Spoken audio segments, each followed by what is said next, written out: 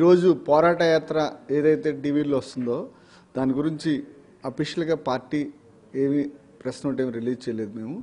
ఎందుకంటే అవన్నీ కూడా మా పార్టీ ఏదున్నా కూడా అఫీషియల్గా మీడియా నుంచి వస్తుంది. మా మీడియా డిపార్ట్మెంట్ ఉంది, మీడియా హెడ్ రిలీజ్ చేస్తారు. కాబట్టి ఇప్పుడు వరకు కూడా ఇంకా అలాంటి నిర్ణయం జరగలేదు. అది పార్టీ అధ్యక్షుల వారి నిర్ణయం రాగానే మేము అఫీషియల్గా అనౌన్స్ చేస్తాం. అది ఒకటి. రెండోది, ఈ రోజున మనం ఏదైతే నిన్న ఫోర్జరీ లెటర్ పెట్టి ఇక్కడ ప్రజల్ని అలానే మా జన సైనికుల్ని కన్ఫ్యూజ్ చేసి మా పార్టీని డ్యామేజ్ చేయాలని చూస్తున్న ఏదైతే అపోజిషన్ పార్టీస్ ఉన్నాయో ఆ వ్యక్తుల్ని ఎట్టి పరిస్థితుల్లో కూడా వదిలే పరిస్థితి లేదు. ఇది మేము ఆల్రెడీ పోలీస్ కమిషనర్ గారికి కంప్లైంట్ ఇచ్చాం మా లీగల్ సెల్ ద్వారా. అది పోలీస్ డిపార్ట్మెంట్ ద్వారా మాకు పూర్తి గౌరవం ఉంది. ఎందుకంటే ద్వారకా తిరుమల మంచి ఆఫీసర్ ఇక్కడ సిపిగా ఉన్నారు. కాబట్టి పోలీస్ డిపార్ట్మెంట్ ఎట్టి పరిస్థితుల్లో కూడా వాళ్ళని పట్టుకుని సీరియస్ యాక్షన్ తీసుకుని అరెస్ట్ చేయాల్సిన అవసరం ఉంది. మేము కూడా ఐపీ అడ్రస్ని మా ఐటీ డిపార్ట్మెంట్ కూడా ట్రేస్ అవుట్ చేస్తుంది, మా పార్టీ కూడా. కాబట్టి మేము కూడా అది ఎట్టి పరిస్థితులు వదిలిపెట్టాం. మీ ఇలాంటి పనులు చేసే వాళ్ళకి హెచ్చరిస్తున్నాం. జన సైనికులు మిమ్మల్ని వదిలిపెట్టరు.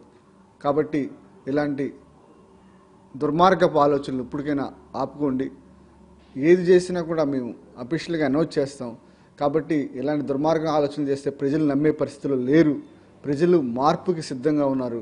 కాబట్టి జనసేన పార్టీ రాబోయే రోజుల్లో జనసేన పార్టీ ఇది మెజార్టీ స్థానాలు 175లో గెలుస్తున్నది కూడా ప్రజలు చెప్తున్నారు.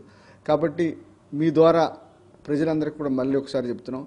కాబట్టి మన అందరి బాధ్యత జనసేన పార్టీని కాపాడుకోవటం. ఈ పవన్ కళ్యాణ్ గారు అన్నీ వదులుకుని ప్రజల గురించే వచ్చి ఇక్కడ కూడా ఉండి ఏ పార్టీ అధ్యక్షుడు కూడా ఇల్లు కట్టలేదు, సొంత ఇల్లు. కానీ ఈరోజు పవన్ కళ్యాణ్ గారు ప్రజల గురించి ఇక్కడే నివాసం ఉండాలని చెప్పేసి ఆయన కొన్ని కోట్లు ఆదాయాన్ని వదులుకుని ప్రజల గురించి ఇక్కడికి వచ్చి సొంత ఇల్లు కట్టుకుంటున్నారు. అలానే ఇక్కడే ఉంటున్నారు. కాబట్టి ఇంతకంటే ఏదైతే ప్రజలు మీకు సేవ చేస్తానని చెప్తున్న పార్టీలు దాని అధ్యక్షులు ఎక్కడ ఉంటున్నారు, వాళ్ళకి నివాస గృహం కానీ ఆఫీస్ కూడా లేదు. అలాంటిది జనసేన పార్టీ ఈ రోజున పార్టీ ఆఫీస్ కానీ ఇల్లు కానీ మా అధ్యక్షుల వారు అన్ని మాటలు కాదు చేతుల ద్వారా ప్రూవ్ చేయాలని చేసే నాయకుడు. కాబట్టి ఈ తరం నమ్మేది జనసేనని, పవన్ కళ్యాణ్ గారే కాబోయే సీఎం.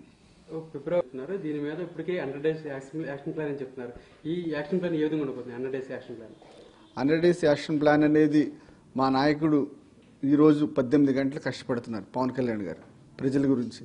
ఎందుకంటే ఈ ప్రజా సమస్యలు ఎక్కడున్నా కూడా ప్రజలకి అందుబాటులో ఉండాలి. ఆ ప్రాంతానికి వెళ్ళి ఆ ప్రజా సమస్యల్ని క్షుణ్ణంగా పరిశీలించి దాని మీద స్పందన ఇమీడియట్లీగా గవర్నమెంట్ నుంచి ఏదైతే ప్రజలకు కావాలో దాని గురించి పోరాడటం మా జన సైనికులకి ఒక మార్గం దిశ నిర్దేశిస్తున్నారు అధ్యక్షులు వారు. అలానే పార్టీ అధ్యక్షులు కూడా ఇప్పుడు అవసరం ఉంటే ఎక్కడైతే సమస్యలను అక్కడ స్వయంగా వెళ్ళదలుచుకున్నారు. మిగిలిన ఈ 100 డేస్ ప్లాన్లో నీ 175 కాన్స్టిట్యున్సీలో జనసేన పార్టీ ఎలా గెలవాలి, ప్రజల్ని ఎలా చైతన్యపరచాలి, వాళ్ళ ఒక ఓటు విలువని ఎలా తెలియజెప్పాలని దాని పని మీద ఆల్రెడీ జిల్లా వైజ్ రివ్యూ మీటింగ్స్ జరుగుతున్నాయి. ఆల్రెడీ మెజార్టీ జిల్లాలు అయిపోయినాయి రివ్యూ. దాంట్లో నుంచి కూడా పార్లమెంటరీ వైజ్ కొన్ని కమిటీలు కూడా పార్టీ ద్వారా వేయబోతున్నాం. ఒక పొలిటికల్ కమిటీ కాకుండా కల్చరల్ కమిటీలు, అలానే ప్రచార కమిటీలు, బూత్ కమిటీలు, పార్లమెంట్ వైజ్. కాబట్టి ఏ రంగాల్లో మా జన సైనికులకు ఇంట్రెస్ట్ ఉందో వాళ్ళ దగ్గర నుంచి అఫీషియల్గా తీసుకుని వాళ్ళ దగ్గర నుంచి ఫీడ్బ్యాక్ మేము ఇందులో పనిచేస్తాం, కల్చరల్ విభాగంలో పనిచేస్తాం, లేదా ప్రచార కమిటీలో పనిచేస్తాం, లేదా బూత్ కమిటీలో పనిచేస్తాం అంటే ఆ కమిటీల్లోనే వాళ్ళు తీసుకుని వాళ్ళకి వర్క్షాప్స్ కండక్ట్ చేసి ట్రైనింగ్ క్యాంప్స్ కండక్ట్ చేసి ప్రజలకి ఇంకా మరింత చెరువై ప్రజా సమస్యల మీద పోరాడటం.